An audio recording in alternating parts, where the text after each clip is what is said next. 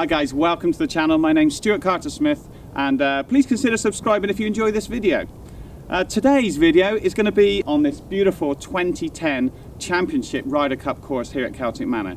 It's an absolutely gorgeous course. It's very long off of these back tees. We're going to be playing from the very back plates, and most importantly, this challenge, it's a challenge that all of you guys in theory could do, because I'm going to hit the ball the same distance as an average golfer off of every tee. So I've worked out that my 3-iron is between 200 and 230 yards, which is very acceptable for an average male golfer.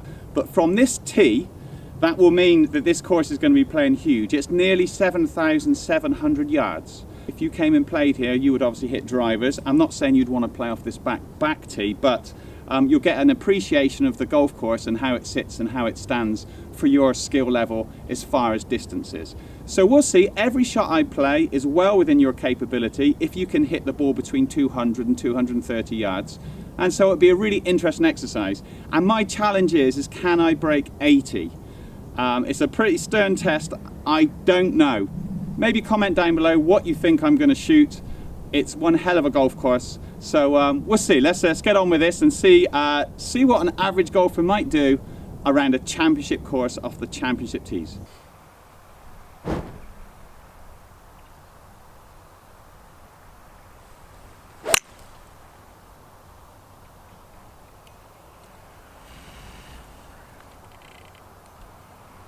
I feel like I'm 70 yards less, but I'll take it. Right, I don't think I can reach. I've got 240 yards. Do want to hit the fairway though.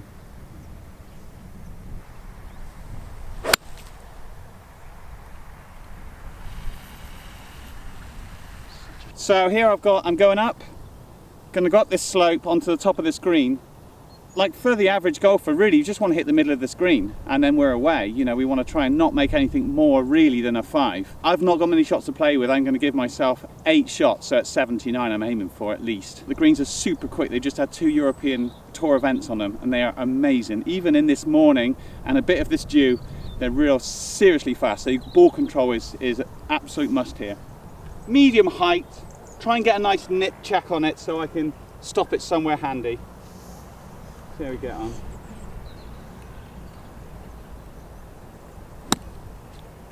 I'll hit it nice. Jump. Go on. That'll give me a chance.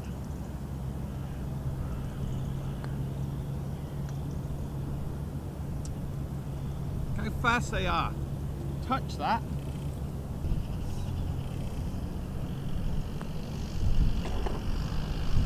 $610 yards, so you're having a joke.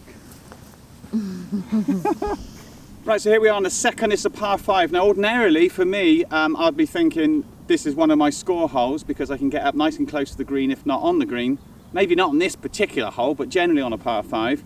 But as I'm hitting it, you know, an average distance here, I've got to now plot myself down there and try and see if I can possibly make birdie, which would be really nice, but definitely not make any more than a par.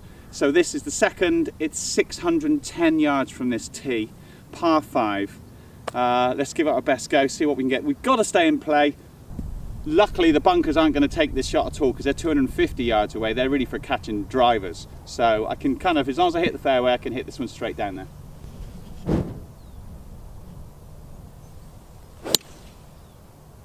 Oh, straight down the middle. Go long, hit hard, big bang, go. Go! Okay, all good, all good. So there's a couple of, this is great that I've hit the fairway, but obviously off that tee with a driver you would be more down this direction. But if you're going to lay up of these 2 bunkers, you're on this big upslope, which obviously you don't really want it to be because we're trying to hit a low penetrative flight down there. For this one, it's a little bit of an upslope. It's not too bad, but there's a bunker down the right-hand side that I don't want to go in because I will go in it with this. If I put it down the right, it's a huge bunker and it will definitely catch me. And that's not what I want. I don't want to be hitting a long shot in from my 3rd out of a bunker. So I'm going to try and keep this one down the left a bit. I'm not too worried about distance because although it would be nice to be further down there, as long as I can leave myself an iron in, maybe a 5 to an 8 iron, I'll be happy.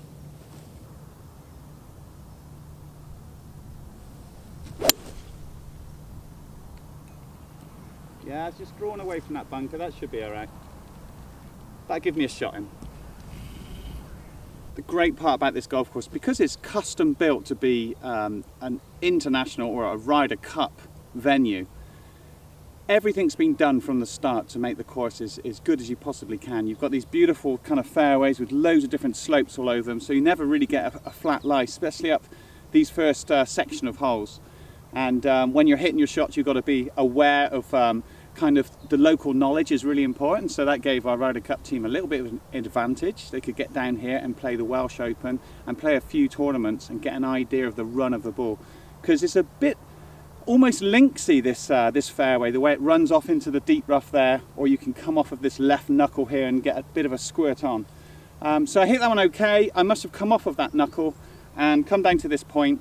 I've got a 7-iron left. We've got a deep pot bunker on the right that I don't want to go in, so I want to try and, you know, capitalise on this and possibly make a birdie, but I definitely don't really want to make a bogey here, so hitting the green is imperative. See how we get on. Green's just on the pin's just on the right side of the green there. I'm going to aim a little bit to the left of that, maybe fade it towards that pin.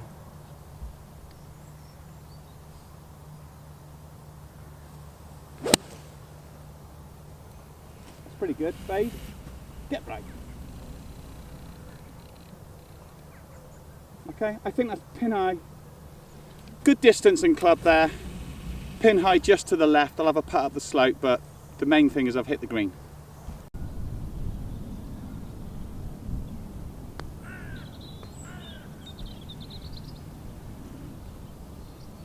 Okay. I'll take a par. That's a long hole, 610 with no woods. 210 yard third off this back tee. This is a monster. It's everything I've got. It's a full 3-iron, water all the way up to the green. If you leave it just slightly short or even spin it back off one of these front tees, it's going to go in that water. Really beautiful hole. If you bail out to the right, you've got that big bunker. I've got the wind off the left today, so I'm going to try and hit maybe a soft fade, so I ride that wind a bit to give me a bit of extra yardage. See what we can do. I've got my point. There's a little sign target, the next hole tee marker to the left of the flag. I'm going to aim at that and try and just fade it off of that.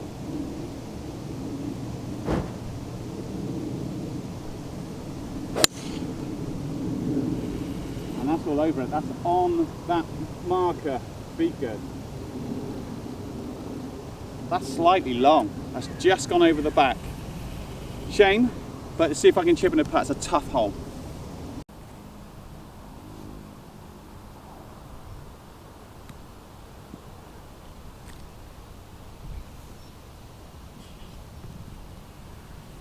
So fast down there, so fast. But I bounced twice in this deep stuff, or this kind of second cut, and what we didn't see from the tee, and it's worth looking at if you ever play here, is that big scoop off to the right of the pin.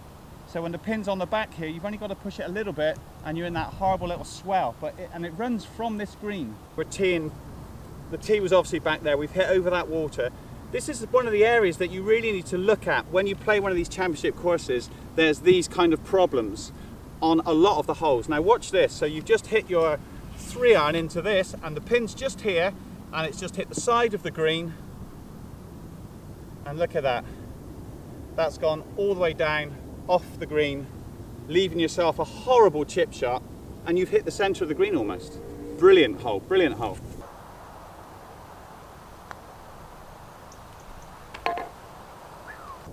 I wouldn't recommend playing from these back tees, I have to say. This is a par 4, it's 485 yards. I know sometimes it's a bit macho to get to the back tees, but this is a good example of why you shouldn't. So I'm going to be aiming at the goalpost, which is the bridge there. You see that white bridge, which apparently there's rumours that it was £2 million to develop just for the Ryder Cup, so they can get people across from the other side of the stream there. Over across, and they only use it once a year, so that's one of the extravagances of this lovely golf course. Let's see how we get on. Again, it's just going to be about a 200-yard shot. Let's see how we can go. We're 1 over, we're doing all right, but I don't want any doubles. Is that middle? Go on, go. Yeah, good. I'm on a nice spot on the fairway here. Again, sloping fairway, so the ball's above my feet slightly. I've just got to pat it down there. Well, not pat it, I've got to whack it down there. As close to the green as I can possibly get and try and chip and putt, because I don't think I'm going to get home from here with a 3-iron. Give it a go though, try and put a good swing on it. There is a bunker down the left that I don't want to go in.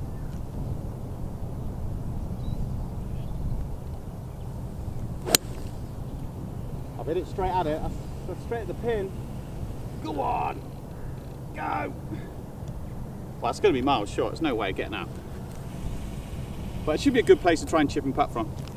Not much to say about this. It's done really well there. It's ran up here. Must have got a good chase up the fairway. So I'm pretty close to the green now. So it's a straightforward chip. There's a little knuckle here and there's a big side on the right that it can disappear off of. But from here I shouldn't really go down there. So just be cautious. A little bit to the left. Try and get the weight right.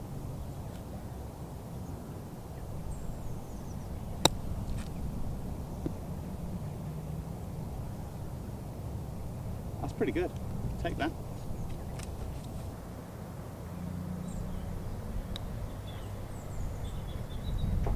Whoa. So on to the 5th. Another great, really well, strong built hole. We've got a bunker down the left that you can normally drive into. I won't be able to drive into it today with this iron.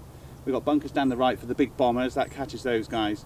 And then up near the green, we've got water running all the way across the front edge of the green. So I need to get this one quite a long way down. I think I'm going to be hitting quite a large club into this, but I need to get one straight to start off with.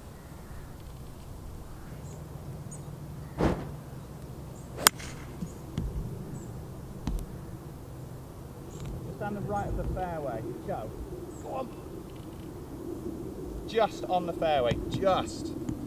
Don't recommend this shot at all. This hole is not really built for hitting 3-irons into, I have to say. But from that back tee, and I hit it slightly off the top of the club there, so it popped up in the air. I've lost about 30 yards distance, which everybody would do. Now I got a shot of 215 yards over water and a bunker. Wish me luck. Oh, and it's into the wind. If this ball stays dry, I'll be happy. I might have to bail out to the right slightly. I'm not sure I can even get down there.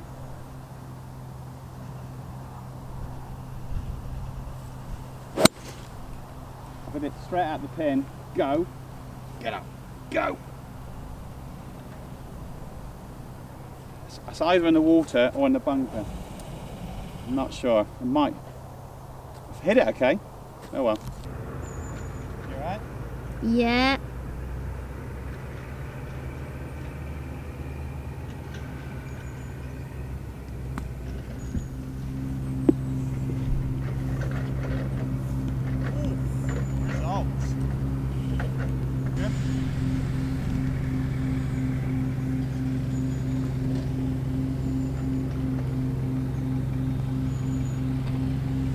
What a gorgeous hole this 6th is. It's absolutely incredible. Look at the water all the way down the right hand side and you start to see across to the other areas of where the Ryder Cup was being played at the time. There were spectator mounds all the way down a lot of the holes and you could see across and hear the roars. This one I'm going to be aiming at the bunkers on the left. Normally I would want to take it down the middle a little bit more with the driver, but again, because I'm only using a 3-iron in this challenge, I'm going to have to go way left. This is a tricky hole.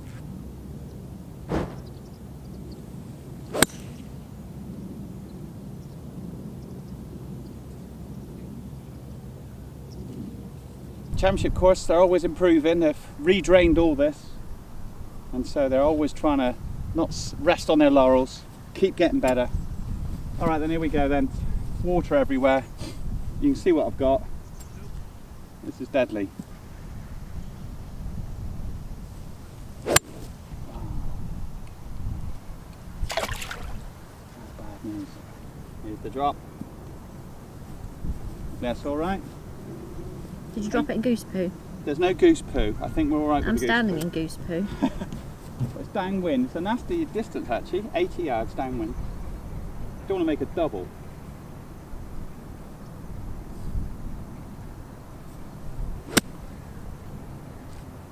Hold that. Oh, it's all going wrong here. It's all going wrong this hole. Disaster, darling.